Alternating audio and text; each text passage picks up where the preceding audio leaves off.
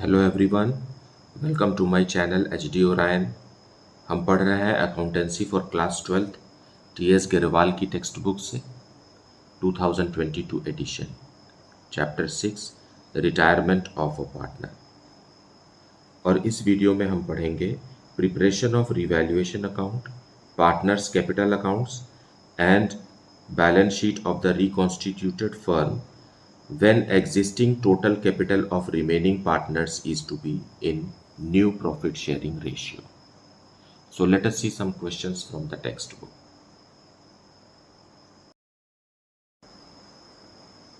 Question number 48.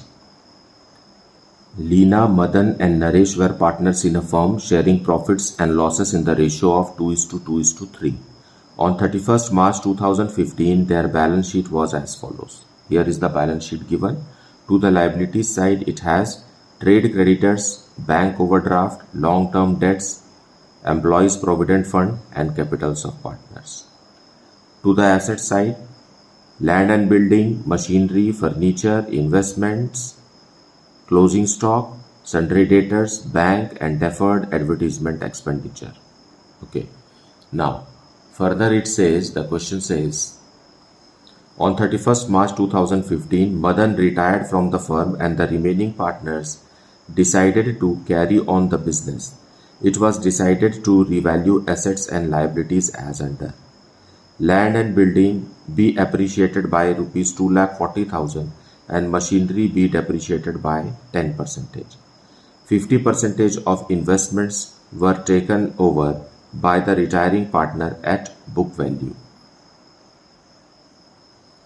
An old customer, Mohit, whose account was written off as bad debt, had promised to pay rupees 7,000 in settlement of his full debt of rupees 10,000.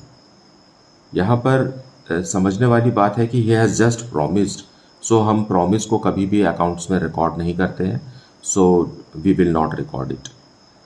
Provision for doubtful debts was to be made at 5% on debtors. And closing stock will be valued at market price, which is rupees 1 lakh less than the book value. Goodwill of the firm be valued at rupees 5,60,000 and Madan's share of goodwill be adjusted in the accounts of Leena and Naresh. Leena and Naresh decided to share future profits and losses in the ratio 3:2. Okay. The total capital of the new firm will be rupees 32 lakh, which will be in proportion of the profit sharing ratio of Leena and Naresh. Amount due to Madan was settled by accepting a bill of exchange in his favor payable after 4 months. Prepare revaluation account, partners capital accounts and balance sheet of the firm after Madan's retirement. So let us see the solution with full detail. So solution 48, सबसे पहले revaluation account बनाएंगे। जैसा कि question में लिखा हुआ है कि लैंड और बिल्डिंग की वैल्यू बढ़ रही है। हमें पता है इंक्रीज इन एसेट्स या डिक्रीज इन लायबिलिटीज़ को हमें क्रेडिट में लिखना है और डिक्रीज इन एसेट्स या इंक्रीज इन लायबिलिटीज़ को हमें डेबिट में लिखना है। So by land and building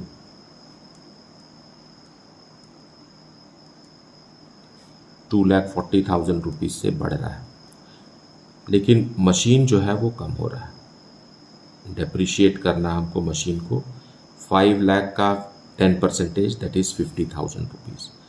फिर provision for bad and doubtful debts बनाना है। प्रोविज़न फॉर बैड डेट्स, यहाँ क्वेश्चन में जो थर्ड पॉइंट में लिखा है कि एक कस्टमर मोहित ने हमसे प्रॉमिस किया है कि वो 10,000 में से 7,000 रुपीज़ दे देगा, जो कि हम बैड मान चुके हैं, है ना। मोहित के अकाउंट को बुक्स से बैड डेट्स मान करके उसे राइट ऑफ कर दिया गया है। अब वो आकर प्रॉमिस कर रहा है कि उसके जो 10,000 है उसमें से वो 7,000 रुपीज़ फ्यूचर में दे देगा। तो कभी भी प्रॉमिस वगैरह को अकाउंट्स में जगह नहीं मिलती है, फाइन, सो हम इसे रिकॉर्ड नहीं करेंगे। सीधी सी बात है कि कभी भी प्रॉमिस को रिकॉर्ड नहीं करना है। जब कॉन्सेप्ट है तो why should we take it as debtors and all, fine. और ऐसा क्वेश्चन में लिखा हुआ नहीं है कि उसने हमें लिखित में दिया है या पेपर में लिख कर दिया है वगैरह वगैरह, ऐसा कुछ भी नहीं है।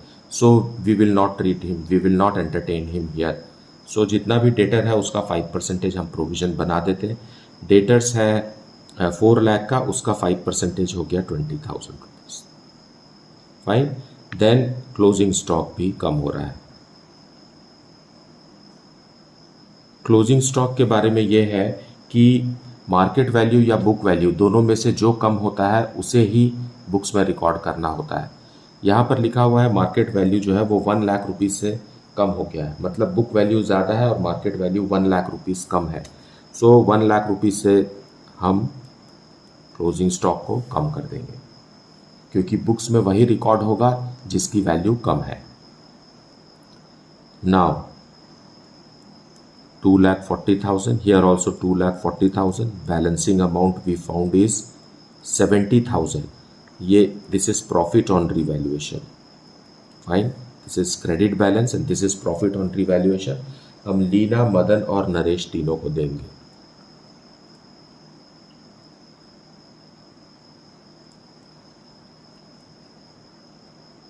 और इनका प्रॉफिट शेयरिंग रेशियो है 2:2:3। So 20,000 rupees, 20,000 rupees and 30,000 rupees will be paid to the partners as profit on revaluation. So in partners capital account, first we will write balance brought down. By balance brought down of partners is 12,50,000 for the first partner and 8 lakh and 10,50,000. And who is the partner who has retired? Madan has retired. Fine. So this partner is retiring. गलती से दूसरे किसी partner को retire मत कर दीजिएगा, है ना। तो एक इशारा बना लीजिए कि उसे ही रिटायर करना है। नाउ रीवैल्यूएशन का प्रॉफिट लिख लेते हैं, जो अभी अभी हमने कैलकुलेट किया है। अब बैलेंस शीट में देखें तो हमारे पास लायबिलिटीज़ के साइड कुछ भी नहीं है जिसे डिस्ट्रीब्यूट किया जा सके, लेकिन एसेट्स के साइड में डेफर्ड एडवर्टीजमेंट एक्सपेंडिचर है। क्योंकि वो एसेट में दिया हुआ है इसलिए हमें उसे डेबिट में राइट ऑफ करना है। To deferred advertisement, fine. 1 lakh rupees को ओल्ड रेशो में 2:2:3 में देंगे तो आएगा 28,571 एंड लास्ट पार्टनर के लिए आएगा 42,858। नाउ अब क्वेश्चन में सेकेंड पॉइंट में लिखा हुआ है 50% of investments were taken over by the retiring partner eight book value. So investments हम देंगे, किसको देंगे? रिटायरिंग पार्टनर को। So who? Madan. Investments 2 lakh rupees का है तो उसका 50% बुक वैल्यू में 1 लाख रुपीज़ हम मदन को दे दी। Now for treatment of goodwill we will have to calculate sacrificing और gaining ratio. So let us see sacrificing and gaining ratio first. So the 3 partners, see Leena is to Madan is to Naresh, okay, is equal to 2:2:3. After Madan's retirement, the continuing partners are Leena and Naresh, और इनका profit sharing ratio दिया हुआ है 3:2। Fine. Madan के चले जाने के बाद जो न्यू रेशियो बनना चाहिए था वो 2:3 होना चाहिए था, लेकिन इन्होंने चेंज करके उसे 3:2 कर दिया है। Now we will calculate gaining ratio to pay goodwill to the outgoing partner. So Leena is equal to new ratio that is 3/5 minus old ratio 2/7। ठीक है। उसी तरीके से Naresh is equal to old ratio is new ratio is how much? 2/5 minus 3/7. Now when we solve this, what do we get? LCM will be 35. Here it is 21 minus 10. Here LCM will be 35. Okay, 14 minus 15. Now here we get 11/35.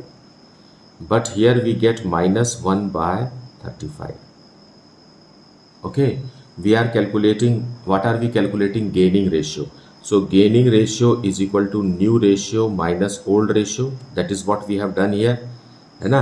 Gaining ratio calculate कर रहे हैं और negative में आ गया, मतलब ये sacrifice कर रहा है और ये गेन कर रहा है. लेकिन सेक्रीफाइस और गेन तो बराबर होना चाहिए, इक्वल होना चाहिए. यहाँ पर ये 11 दिख रहा है, यहाँ 1 दिख रहा है. तो अगर हम new what's that outgoing partner Madan को भी देखें, है ना, Madan, so new ratio is 0 and old ratio is 2/7. ठीक है, 2/7. लेकिन यहाँ 35 है, यहाँ भी 35 है. सो हमें 7 को 35 में बदलना होगा. तो ये हो जाएगा 2/7 इंटू 5/5. Now it is 10/35. अब तीनों के डिनोमिनेटर में 35 है. नाउ हियर यू सी, ये भी माइनस में है ना, this is also minus. So he is also sacrificing, क्योंकि ये आउटगोइंग पार्टनर है तो इसे तो सेक्रीफाइस करना ही है. Okay, you can see it here. Outgoing partner है तो इसे तो सेक्रीफाइस करना ही है ना. सो मदन का भी सेक्रीफाइस है, नरेश का भी सेक्रीफाइस है और लीना का गेन है. सो जो गेन करता है उसके कैपिटल अकाउंट को हमें डेबिट करना है और जो सेक्रीफाइस करता है उसके कैपिटल अकाउंट को हमें क्रेडिट करना है. सो नरेश एंड मदन का कैपिटल अकाउंट क्रेडिट होगा और लीना का कैपिटल अकाउंट डेबिट होगा. So let us see the treatment of goodwill. So Leena's capital account will be debited, है ना. लीना के कैपिटल अकाउंट को डेबिट करेंगे. यहां से अमाउंट मदन और नरेश दोनों को जाएगा. मदन को भी देंगे और नरेश को भी देंगे, इधर मदन को और नरेश को. सो टू मदन कितना रुपए देना है हमें मदन को? He is the retiring partner. Fine. So total goodwill of the firm is 5,60,000. 5,60,000 में जो अभी हमने रेशियो कैलकुलेट किया मदन का 10/35 है ना, इंटू 10/35. 10/35 करने से कितना आ रहा है, उतना हम मदन को दे देंगे. कितना? 1,60,000. ओके. उसी तरीके से नरेश को भी 5,60,000 total goodwill of the firm है और नरेश का है 1/35. 1/35 मीन्स 16,000. मतलब ये दोनों अमाउंट लीना में से कम करके हम मदन और नरेश को देंगे. तो यहां लिखेंगे by Leena. Leena means Leena's capital account. और यहां आ जाएगा मदन को मिल रहा है 1,60,000 और नरेश को मिल रहा है 16,000. So in total it is how much?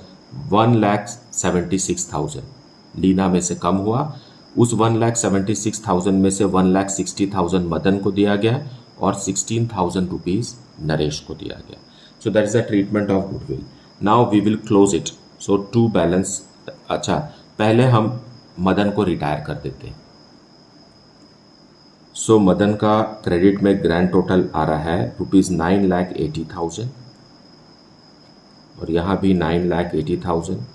और क्वेश्चन में लिखा है टू बिल्स पेएबल के नाम से हम इसे क्लोज करना है. लोन अकाउंट में ट्रांसफर होता है, लेकिन क्वेश्चन में साफ साफ लिखा हुआ है कि accepting a bill of exchange.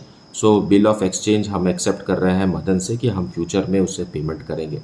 And the payment amount will be 8,51,429. Okay. और बाकी के दो पार्टनर्स को क्लोज कर देते हैं. यहाँ ग्रैंड टोटल आ रहा है 10 lakh, not 10 lakh, it is 12,70,000. सो यहाँ आएगा टू बैलेंस क्लोज डाउन, जो कि एक्चुअल क्लोजिंग डाउन बैलेंस है विदाउट एडजस्टमेंट, 10,65,429। उसी तरीके से लास्ट पार्टनर नरेश का ग्रैंड टोटल है 10,96,000, यहाँ भी 10,96,000, और बैलेंसिंग अमाउंट आएगा 10,53,142। सो क्योंकि मदन रिटायर हो गया इसलिए अब ये बैलेंस क्लोज डाउन में नहीं आएगा। Now to adjust the capital accounts as directed in the question, it says that the total capital of the new firm will be 32 lakh, which will be in the proportion of the profit sharing ratio of Leena and Naresh. So इसे हम brought down करेंगे by balance brought down 10,65,429 and 10,53,100. So here Madan is not our partner, so Madan का dash कर दीजिए और हम नया balance close down बनाएंगे टू बैलेंस क्लोज्ड डाउन। कितना दिया हुआ है क्वेश्चन में? क्वेश्चन में 32 लाख रुपीज़ दिया हुआ है। Okay, now this 32 lakh is to be broken in the ratio 3:2. So I will write here 32 lakh and new ratio is how much? 3:2. When broken, it will be 19,20,000 for the first partner and 12,80,000 for the third partner. अब हम इसे close करेंगे। यहाँ देखिए 10,65,429 है और यहाँ कुछ और अमाउंट है, तो बैलेंसिंग अमाउंट इस तरफ आएगा। तो ये हम बैंक से या कैश से एडजस्ट करेंगे, because the question is silent about this कि हमें बैंक से ट्रीटमेंट लेना है या करंट अकाउंट से। इसके दो मेथड्स हैं। क्वेश्चन में जब लिखा रहता है कि करंट अकाउंट ओपन करके आपको इसको एडजस्ट करना है, इन दैट केस हम करंट अकाउंट खोलते हैं, लेकिन यहाँ कुछ भी नहीं लिखा हुआ है तो हम इसे बैंक से या कैश से एडजस्ट करेंगे। So here both will bring money, because credit side का अमाउंट ज़्यादा है और इधर देखिए कम है। सो बाय बैंक या कैश, हम बैंक लिख ले रहे हैं। सो हियर इट इज़ 19,20,000, यहाँ 19,20,000 के लिए लीना को कितना कैश लाना होगा? Leena will bring rupees 8,54,571। उसी तरीके से नरेश का है 12,80,000। सो 12,80,000 के लिए Naresh will bring 2,26,858 rupees. Okay, so this way we have to complete our capital account. Now let us see how to prepare the balance sheet. In the balance sheet सबसे पहले हम कैपिटल लिखेंगे। Capitals of partner Leena and Naresh.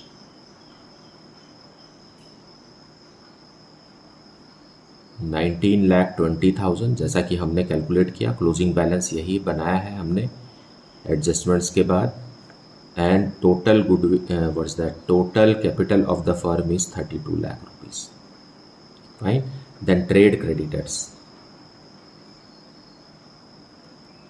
Trade creditors unchanged, same as before, 1,60,000। Then bank OD,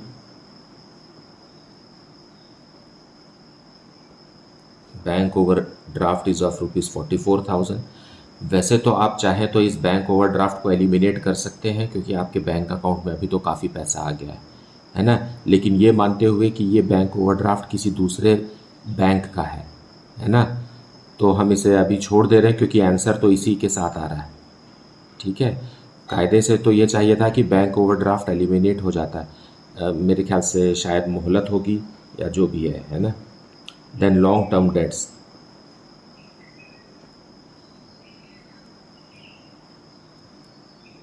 long term debts are of ₹4 lakh. Then employees provident fund, employees provident fund को कभी भी हमें नहीं बांटना है ना। ये एम्प्लॉयज़ का है, ये पार्टनर्स का पैसा नहीं है। फिर मदन्स बिल्स पेबल है ना,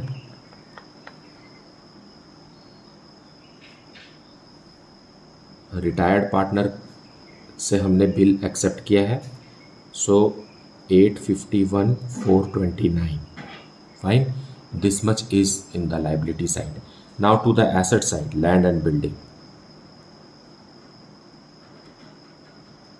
2,40,000 रुपीज़ इंक्रीज हो गया है, अब हो गया ये 12,40,000.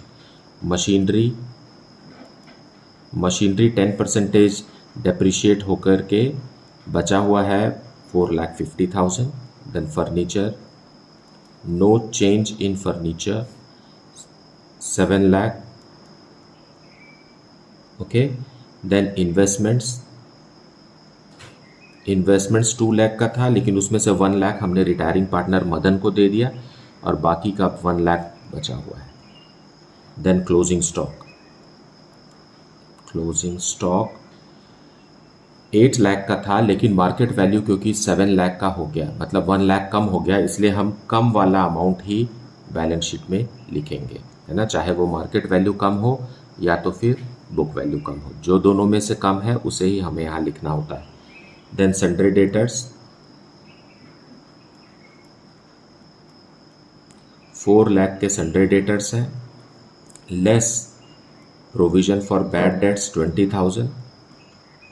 हमने यहाँ थर्ड पॉइंट जो क्वेश्चन में दिया हुआ है उसे इग्नोर किया है, ओल्ड कस्टमर वाला.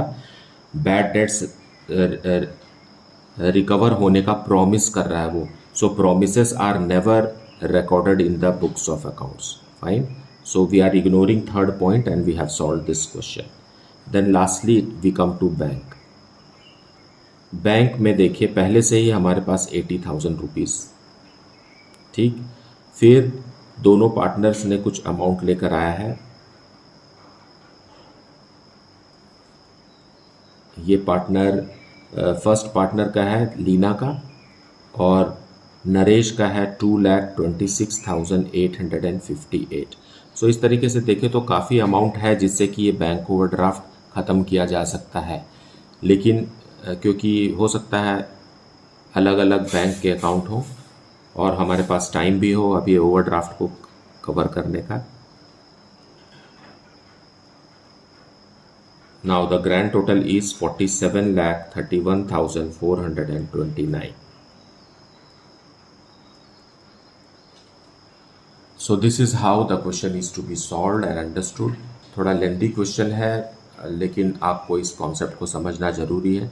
Last year this portion was eliminated from the syllabus, but now on every year will be a normal year, so it is included back in the syllabus and one should take care of this.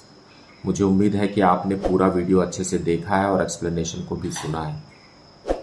Thank you so much for liking, subscribing and sharing the channel, and if you have not yet, then please do like, subscribe and share the channel. Thank you so much for watching.